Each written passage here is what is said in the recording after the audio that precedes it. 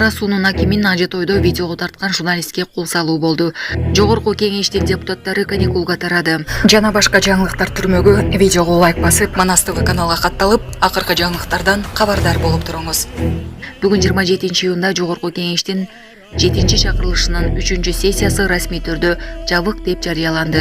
Жыйында төрага Нурланбек Шакеев сессия мезгилинде жалпы 73 жыйналыш өткөнүн, 200дөн ашык мыйзам долбоору кабыл алынганын айтты. Андан соң Улуттук гвардиянын үйлөм аспаптар оркестринин коштоосунда мамлекеттик гимн аткарылып, депутаттар жайкы эс алууга тарады. Белгилей кетсек, эл өкүлдөрү жумушка 1-сентябрда келишет.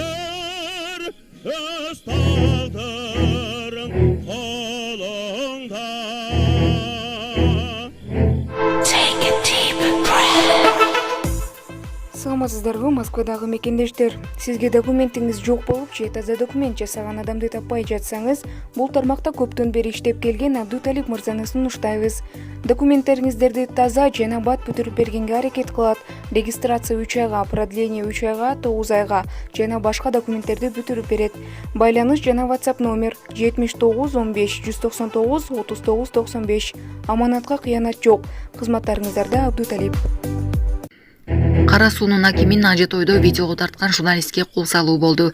Кара суу районунун Папан аймагынын Кожекелең айылынын тургундары Ош ТВ телеканалынын журналисти менен операторун кармап, алардын видеону өчүрүүсүн талап кылышкан. Бул тууралуу маалыматты телеканалдын өкүлү Роза Ахмаджанын кызы Турмуш басылмасына ырастады. Анын айтымында алар 24 июнь күнү айылга башка темада материал жасоо үчүн барып, ажы той өтүп жаткан үйдүн жанында аким Темир Болот Абыкеевдин унасын көрүшкөн. Транспорт жолдун ортосуна токтотулуп, тыгынды пайда кылган. Журналисттер ажы тойдо акимдин өзүн дагы жолуктурган. Район жетекчиси кеткенден кийин бир нече киши журналист менен операторду кармап, алардан видеону өчүрүүнү талап кылышкан. Журналист милицияга арыз менен кайрылган. Ош облустук ички иштер башкармалыгы репортер кежиге райондук милиция тергөөгө чейинки териштирүү баштаганын маалымдады. Жайылда 6 баланын өмүрүн алган окуя боюнча айдоочу 2 айга камалды. Чүй облустунун Жайыл районунун Алтын айылында 6 баланын өмүрүн алган автокырсыкка шек саналып кармалган 40 жаштагы айдоочу Жайыл райондук сотунун 21 июндагы токтому менен 19 августка чейин камакка алынды. Бул тууралуу Азаттыкка жогорку соттун басма сөз кызматы маалымдады. Чүй облусунун ички иштер башкармалыгынын маалыматы боюнча кырсык 20 июнда Алтын айылынын түндүк тарабында жайгашкан номер 3-көлмөдө болгон. Volkswagen Jetta үлгүсүндөгү автоунаа көлмөгө түшүп кетип, 6 бала каза тапкан. Кара Балта шаарынын 40 жаштагы тургуну, 26 жаштагы жубайы, 1, 4, 6, 7 жаштагы балдары жана 27 жаштагы кайнэжеси, анын 5, 6, 7, 9 жаштагы балдары менен жалпы 11 киши Алтын айылындагы номер 3-көлмөгө сууга түшүүгө келишкен. Айдоочу спирт ичимдигин ичип алып, машинасын саат 18:30дарда айдап чыкканда дөңдөн оодарылып, сууга түшүп кеткен. Айдоочу, анын аялы жана кайнэжеси дагы 2 бала аман калып, калганы көлмөгө түшүп кеткен. Кырсыктан каза болгондордун тизмеси 2015, 2018, 2019, 2016, 2020, 2018 жылы туулган жарандар.